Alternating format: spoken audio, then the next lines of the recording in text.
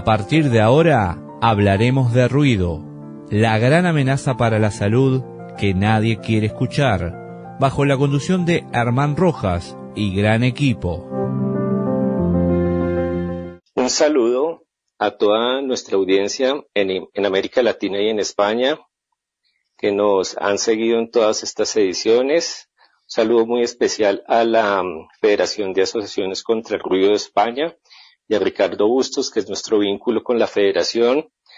También a la Asociación de Juristas contra el Ruido de España y a su presidenta, Yomara García, con quien hemos tenido el gusto de hablar también.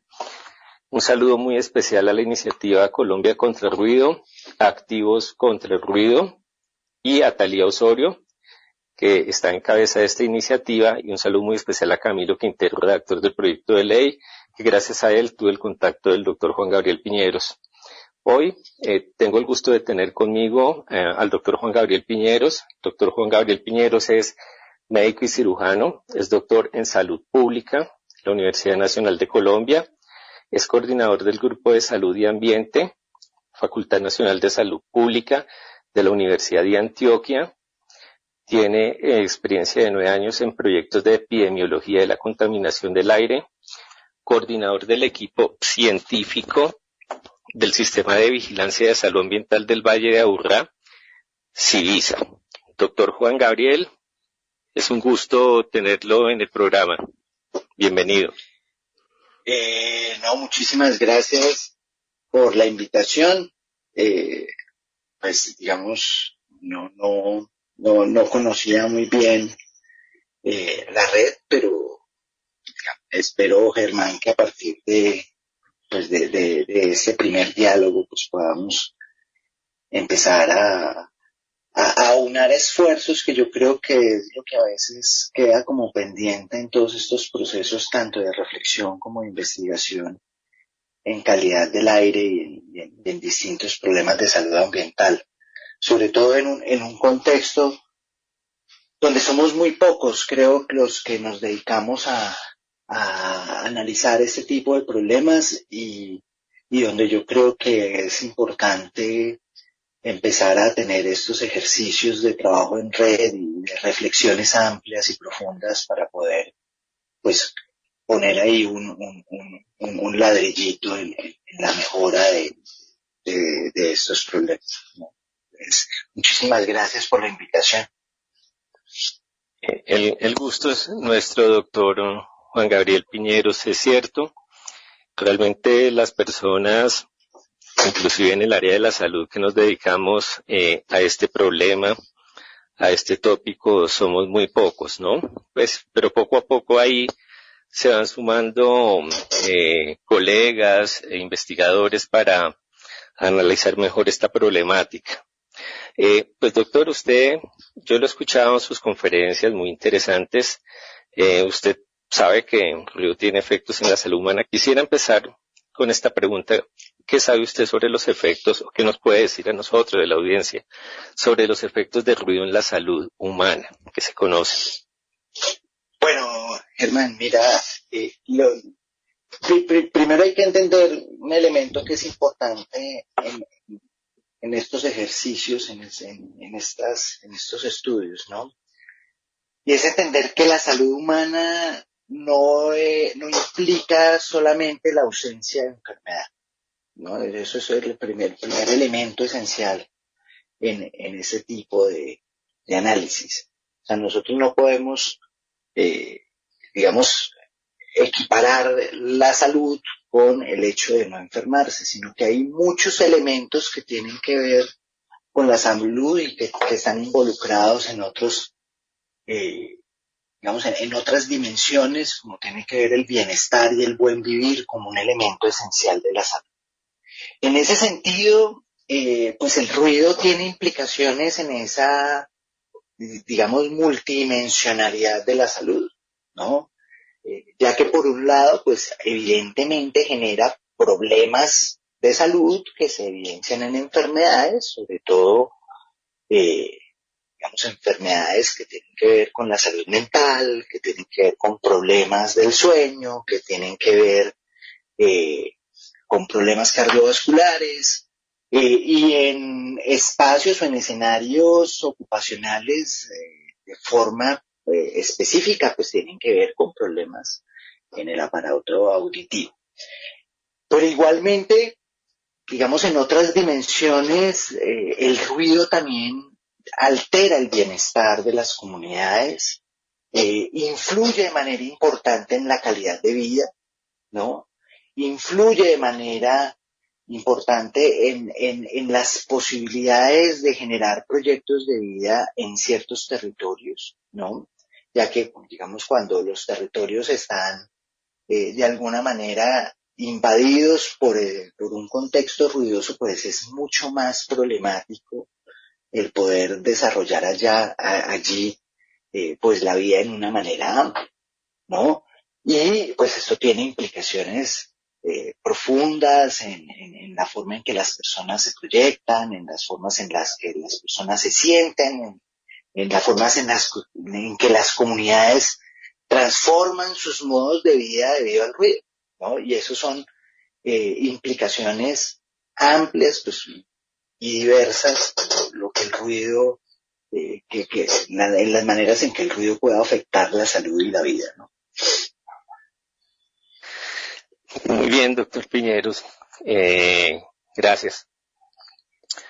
Pues bueno, a ver, yo le escuché mencionar a usted en la conferencia que hizo hace poco, me recuerda el nombre, un congreso de salud ambiental. Ajá. Un conversatorio. Fue un conversatorio, sí. Por cierto, muy interesantes estaban los ponentes del proyecto de ley, estaba Daniel Carballo y estaba también Camilo Quintero.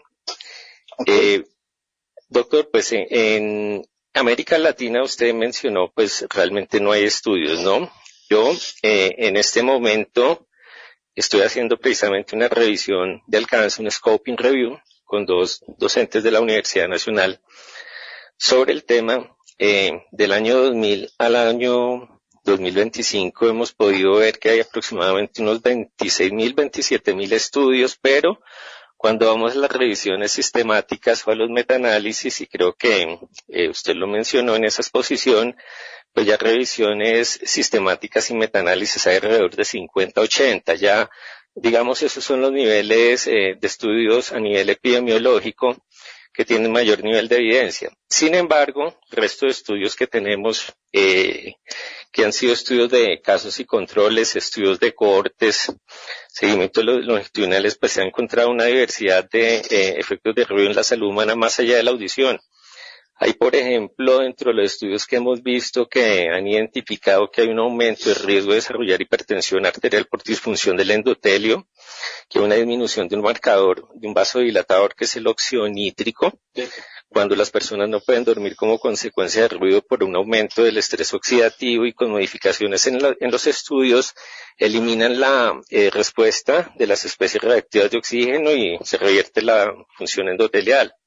También hay estudios que demuestran que hay una disminución de la producción del óxido nítrico durante la exposición nocturna al ruido durante la noche, y este es un gas que es un neurotransmisor que se produce en unas neuronas que están muy cerca de las zonas reguladoras del sueño y que influye en sueño de ondas lentas. O sea que el ruido, por ejemplo, fragmenta el sueño y disminuye la fase REM y no permite que las personas lleguen a niveles profundos. También hay estudios epidemiológicos, por ejemplo, en Dinamarca, de seguimientos de hasta 14 años, que indican que a nivel poblacional de toda la población, evaluando el riesgo de desarrollar demencia por cualquier causa, seguimiento de 15 años, y se ha identificado que niveles superiores a 47, 55 decibeles, pero con ruido de tráfico, está asociado con mayor riesgo de desarrollar demencia por cualquier causa, pero sobre todo la demencia de Alzheimer. También se ha visto que a partir de los 55 decibeles, que es un nivel muy bajo, se activa la amígdala, y al mismo tiempo hay un estudio de cohortes que hicieron en Pittsburgh, de una prueba de selección de tamizaje de pacientes para cáncer, que también se encontró desde esos niveles ya zonas en la raíz, en la aorta ascendente, zonas preinflamatorias, que son predictoras de enfermedad coronaria más adelante. En ese mismo estudio, en 5 años de seguimiento, se encontró que con cada 5 decibeles de aumento, en seguimiento a 5 años, disminuía la supervivencia por cada 5 decibeles que se aumentaba. Entonces, digamos, hay muchos estudios de casos y controles, cohortes e incluso experimentos en animales que permiten identificar ciertos insights mecanísticos que apuntan a que hay una disrupción del reloj genético molecular circadiano con una serie de modificaciones en la transcripción de una serie de proteínas que tienen que ver con la remodelación vascular, que son las que generan la hipertensión. La Universidad de Mainz es la que está adelante en estos estudios de investigación, a cargo del doctor Thomas Münzel, de la Universidad de Mainz, que es cardiólogo. Un estudio que hicieron por allá durante 13 años, de seguimiento de 25.000 muertes en el aeropuerto de Zúrich, encontraron que un 3% de las muertes en ese periodo de tiempo, la fracción, digamos, de ese 3%, de las muertes que se identificaron, se atribuía esa fracción, la muerte, a un aterrizaje, un despegue de un avión con un sonido de alrededor 45-55 decibelios, y por ese estudio, eso mismo lo menciona en la investigación que hicieron de la Universidad de Mainz. Lufthansa tuvo que desviar la ruta de los aviones. Es decir, hay demasiados estudios. Hay en salud y en derecho ambiental y sanitario un aspecto que se llama la precaución, que es la que se aplica cuando hay incertidumbre. O sea, si hay un solo estudio que demuestra que hay un posible daño, en la incertidumbre se aplica el principio de precaución. Y el principio de prevención se aplica cuando ya hay certeza. Yo creo que a pesar de que no tenemos tantos metaanálisis ni revisiones sistemáticas, tenemos suficiente material para aplicar los principios de precaución y prevención. En Colombia yo creo que nos hemos dado cuenta que no se aplica este principio de precaución y prevención en salud pública, a pesar de que hay evidencia internacional que lo respalda. ¿Cuál cree usted, doctor, que son los principales obstáculos para que se apliquen estos principios en Colombia, a pesar de la falta de estudios nacionales? Porque en Colombia no hay. A la larga se han hecho estudios en muchas partes del mundo. Irán, China fuera de la Unión Europea, Irán, China, India, Pakistán, y en estados fuera de Estados Unidos. Pues los colombianos tampoco somos seres genéticamente modificados. Yo pienso que los resultados en Colombia demostrarían la misma tendencia mundial. Sin embargo, nos exigen pruebas a nivel local. ¿Acaso todos estos estudios internacionales no servirían para empezar a actuar de una vez? Esa es una pregunta bastante compleja, ¿no? Porque en esa pregunta, digamos, se encarnan distintos momentos que nosotros hemos vivido digamos, en todo este ejercicio de la construcción de evidencia epidemiológica local, precisamente para la toma de decisiones. O sea, yo creo que en un momento, hace alrededor de una década, fue muy importante el hecho de poder construir evidencia que diera una certeza suficiente y que nos permitiera entender en nuestro contexto qué estaba ocurriendo con los impactos en salud que estaban asociados a los problemas ambientales, ¿no? Y, digamos, durante todo este tiempo se ha venido construyendo parte de esa evidencia y comprendiendo también que los fenómenos son tanto locales como globales, ¿no? O sea, los problemas de contaminación atmosférica son tanto locales como globales, es decir, hay cosas que son comunes, ¿no? Pero también hay particularidades locales que son importantes de tener, digamos, de tener en cuenta a la hora de la comprensión de los fenómenos alrededor digamos, de todos estos problemas socioambientales que se vienen generando en nuestros contextos urbanos.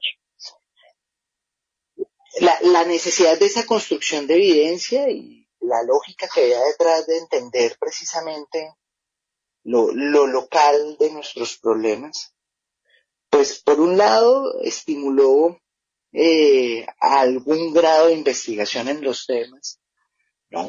Sobre todo en un contexto de una comunidad científica que, como tú lo puedes, lo has vivido, pues no es el tema ambiental y sobre todo los temas de salud ambiental, pues son como la cenicienta, digamos, a la que le llegaban presupuestos muy roídos y además de últimos, ¿no?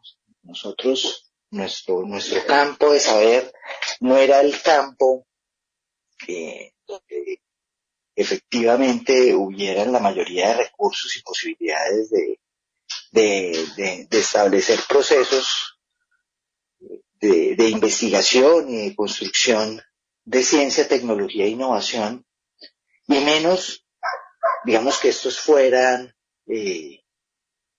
digamos, establecidos en unos plazos medianos y largos que permitieran una comprensión profunda de los temas. Sin embargo, el ambiente que se vivía hace un par de años, pues ya cambió, ¿no? Primero porque a pesar de las dificultades con la financiación de proyectos, a pesar de los problemas que habían para, digamos, para acceder a tecnologías de la información que nos permitieran analizar los distintos fenómenos en salud, pues se fueron construyendo algunas redes interuniversitarias para empezar a tener un panorama comprensivo frente al problema y empezar a desarrollar investigaciones que yo denomino de alto calado, porque han sido investigaciones muy potentes y con, digamos, demostrando que ahí había un equipo científico importante en Colombia para el desarrollo, para el estudio de estos temas. Y eso nos ha permitido generar cierta evidencia local que, digamos, se puede sumar al corpus teórico alrededor de estos problemas en el mundo.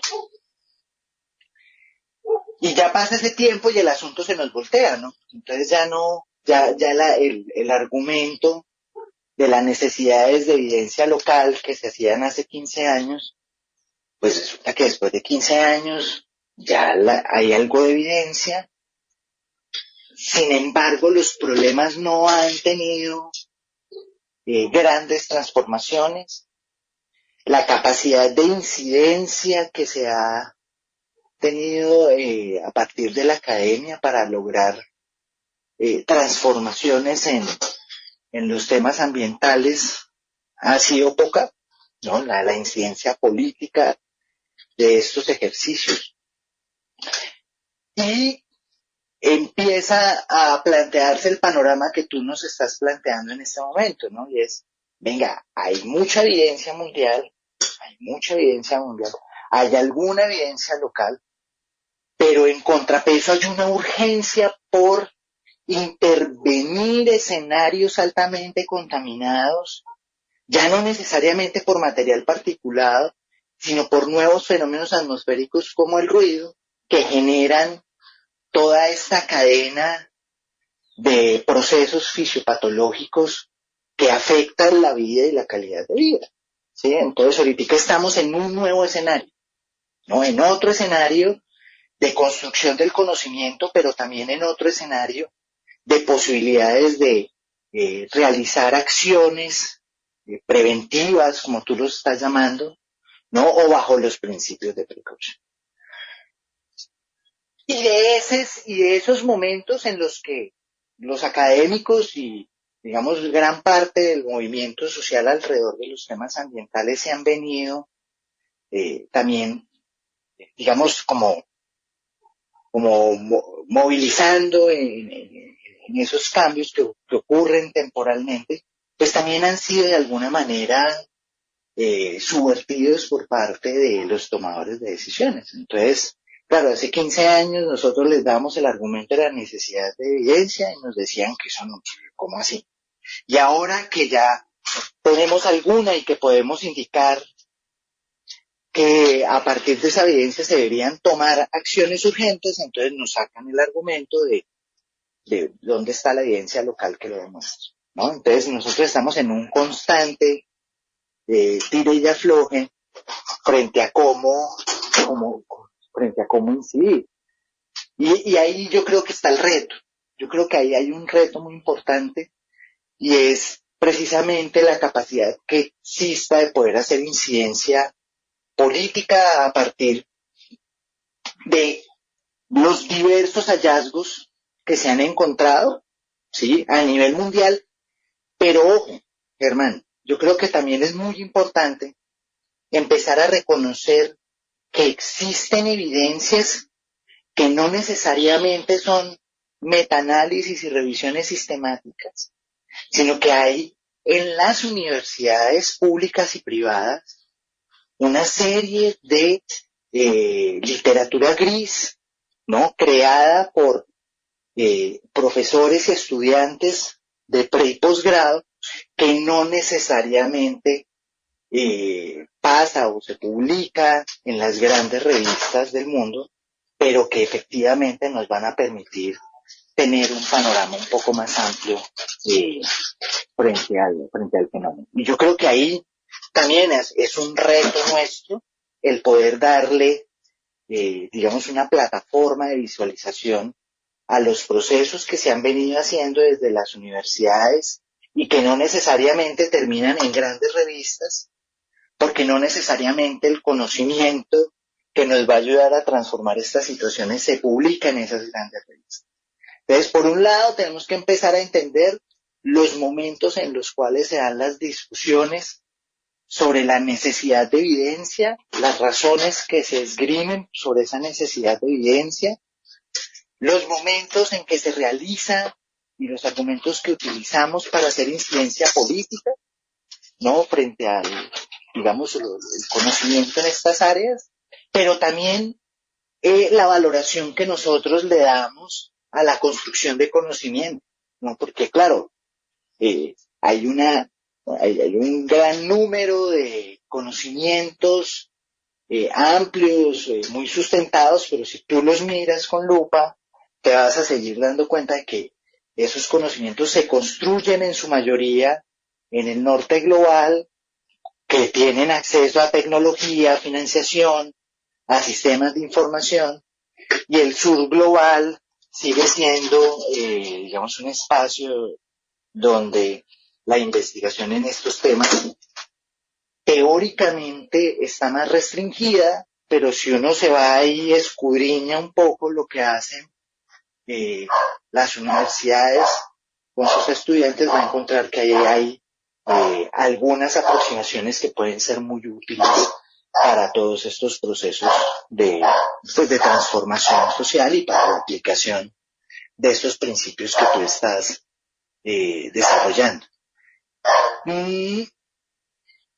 Es muy importante poner de presente que, digamos, las acciones en salud pública ambiental deberían desarrollarse bajo el principio de precaución y que hay, digamos, en experiencias jurídicas muy potentes del uso de ese principio para el cuidado de la salud y el bienestar de comunidades, y el ejemplo más grande que hay con esto es, pues, digamos, esa demanda que pusieron con la Texaco, hacia la Texaco las comunidades indígenas del Ecuador, ¿no?, que esgrimiendo el principio de precaución ganaron una demanda internacional para la protección y el cuidado de la vida en ese territorio, o las demandas que hay frente al glifosato, que son agrotóxicos en algunos individuos y comunidades en Estados Unidos, donde lograron el no uso del glifosato para para su uso doméstico, que ellos lo usaban como herbicida, pues, en la jardinería. Y ahí también hay unos usos de principios interesantes, digamos, ante la falta de lo que se llama o lo que se conoce como evidencia dura frente al riesgo o el daño que generan ese tipo de cosas. Entonces, es importante que nosotros, pues, los que hagan ese proceso de incidencia política a nivel local, pues tengan en cuenta que hay una jurisprudencia internacional en donde esos principios se han utilizado y han sido muy valiosos para el cuidado digamos, de la vida y el bienestar de las comunidades. Entonces yo ahí estoy absolutamente de acuerdo contigo sobre la necesidad de usar esos principios de manera urgente para mitigar de alguna manera el hecho de estar viviendo en un contexto contaminado de manera muy importante por el ruido y por otros problemas atmosféricos. Efectivamente, doctor.